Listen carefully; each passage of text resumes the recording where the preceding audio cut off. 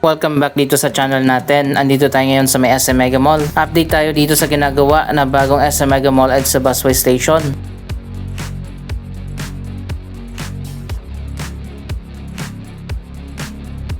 Medyo madilim yung panahon natin sa ngayon.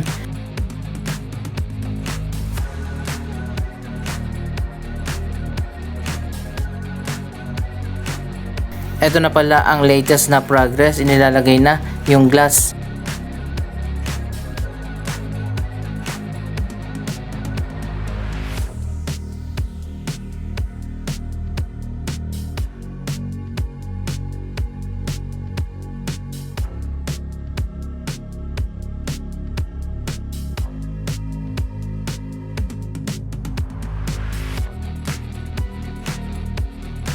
Mukhang malapit nang matapos itong isang side.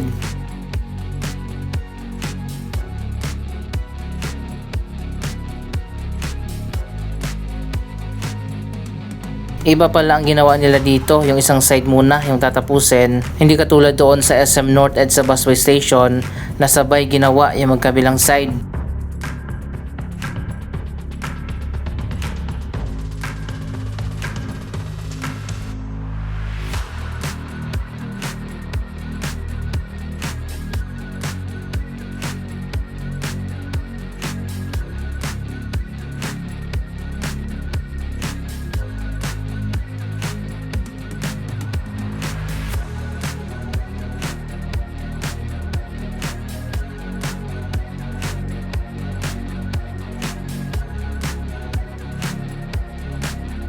Ang walkway naman na papunta doon sa sakayan at babaan, nadugtungan na hanggang doon na malapit sa MRT station.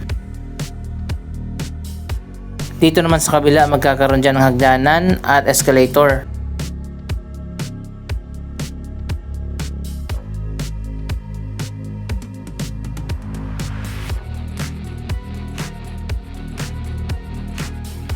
So ayan guys, makikita naman natin ang ganda na.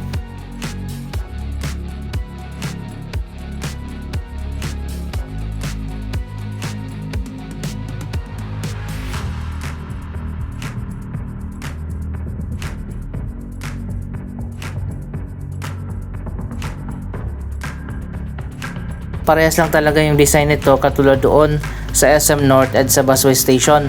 Ang kaibahan lang yung dyan sa gitna, yung open ceiling na magkakaroon din ng glass. Doon sa SM North pabilog, dito naman parang oblong.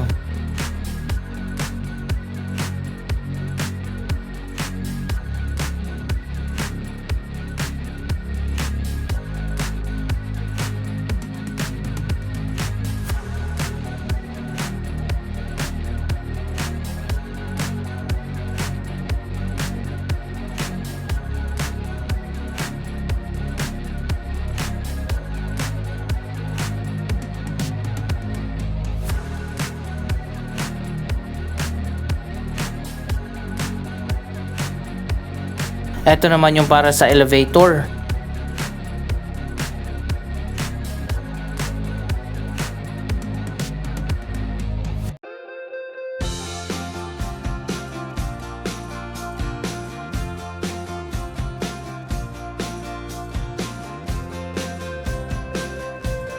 May canopy na rin pala dito sa may hagdanan.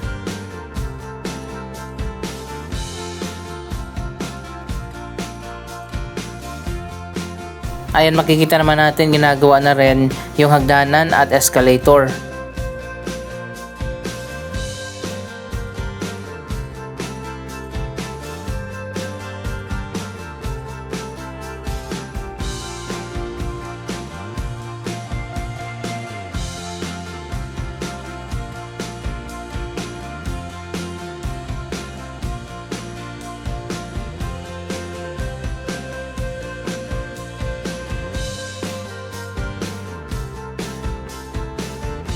Finally, kapag natapos na ito, hindi na mahirapan ang mga commuters dito sa may Ortigas sa pagsakay ng bus at hindi na kailangan pang dumaan at umakyat dyan sa MRT station.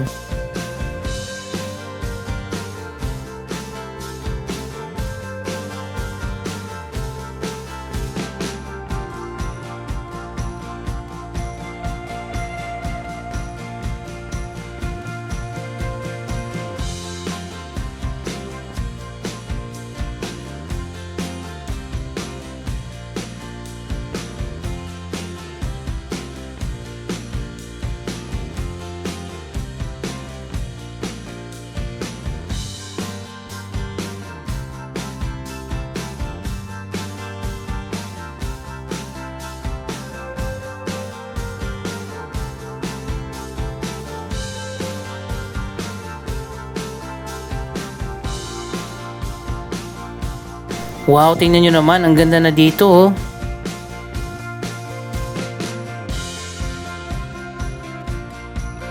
Diyan sa gitna magkakaroon din ng escalator at elevator.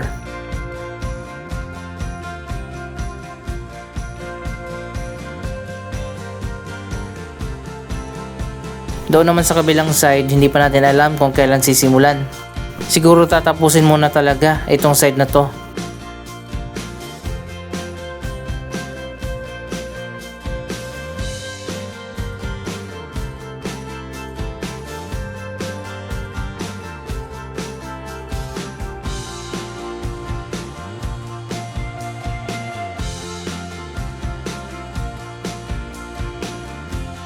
Dito pala sa kabilang side na ilagay na yung mga glass, pero covered pa siya ng parang plastic.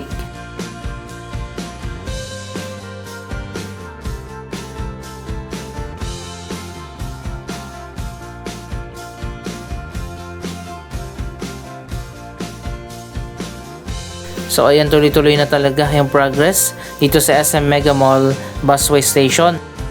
Ang SM mismo ang nagpondo at nagpatayo nito, katulad doon sa SM North.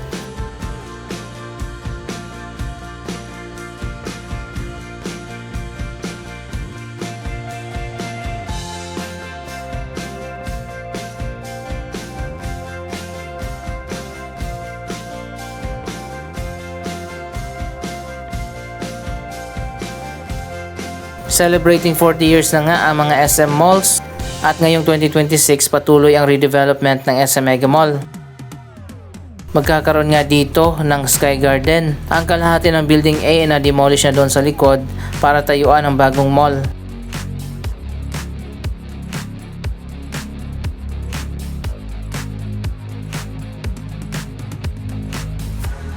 Mas maganda, mas modern na SM ang itatayo dyan.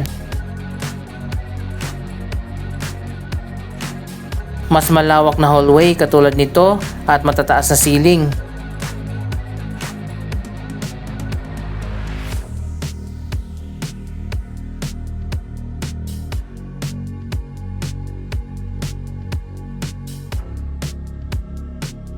Ang Mega Fashion Hall dito sa Building B ang example niyan.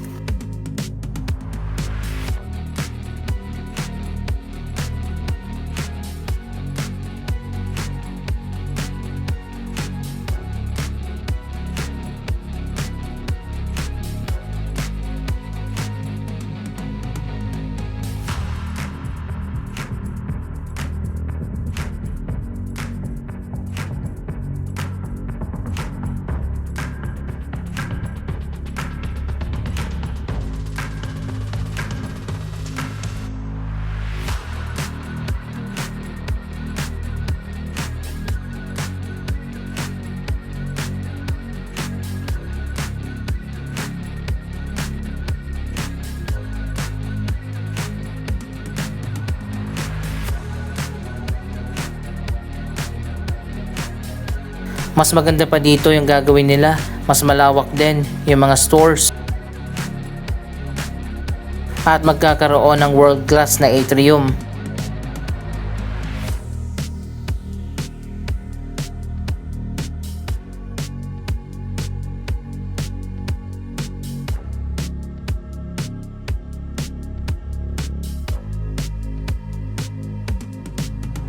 Isang kilalang international company ang nag-design sa bagong SM Mega Mall Building A doon sa likod.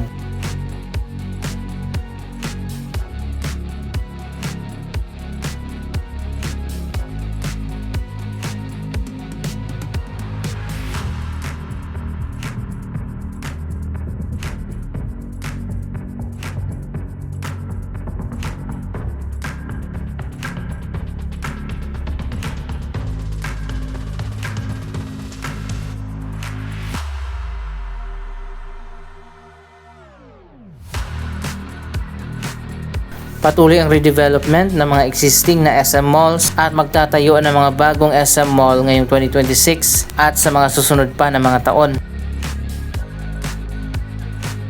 Marami na rin tayong inaabangan ng mga bagong SM katulad ng SM Harrison, SM Neo Verde sa Santa Rosa, Laguna, SM Zamboanga, SM Tagbilaran, Bohol, ang bagong SM City Pasay na itatayo dyan sa Manila Bay at napakarami pang iba.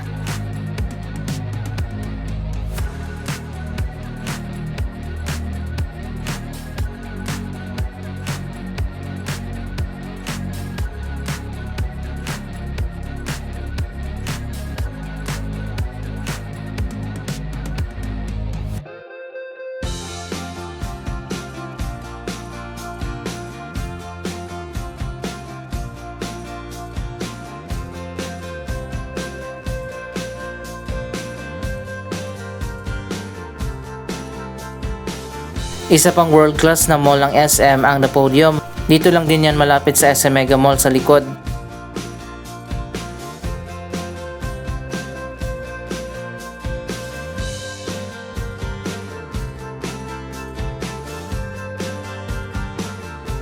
Wow, tingnan nyo naman guys, napaka world class talaga ng design ng mall na ito.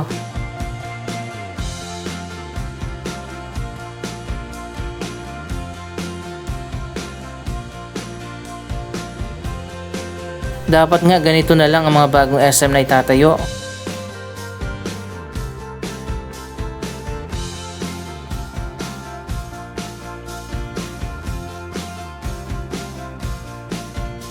Anyway, sa year 2028 or 2029 na pala magsisimula ang renovation naman ng SM North EDSA.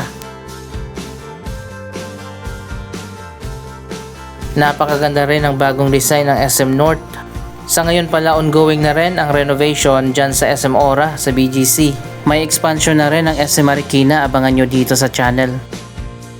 Mag-update tayo doon sa may SM Ora kapag meron ng natapos na area, pati na sa SM Marikina.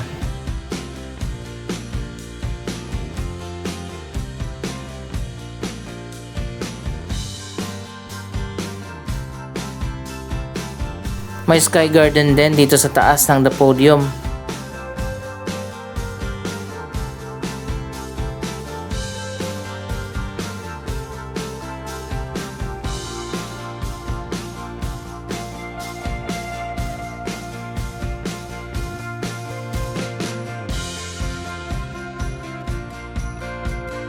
By the way, ang design pala ng bagong SM Harrison, ayon pa sa nakalap nating information, ay parang pinagsama daw na The Podium at ng SM Ora ang design.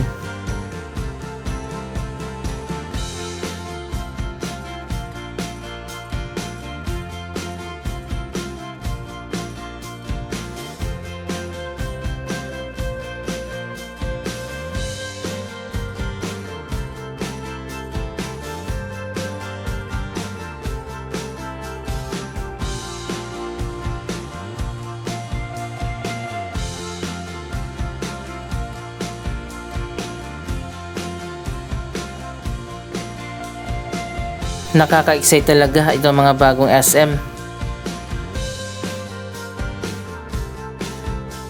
Ito naman ang corner market, ang pinaka food court dito.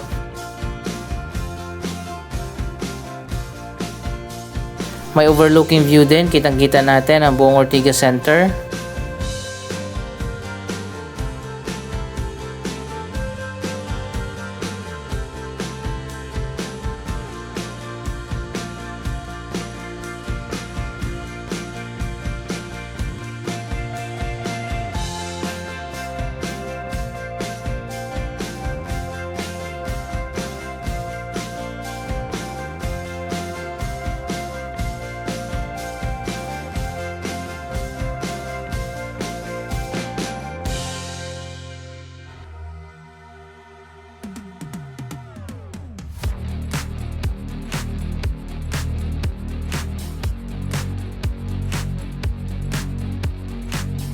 Anong masasabi nyo sa mga bagong development ng SM? Mag-comment lamang dyan sa baba ng inyong mga reaksyon. Maraming salamat sa inyong panonood. Huwag kalimutan na i-like, i-share ang video ito at mag-subscribe. Thank you for watching!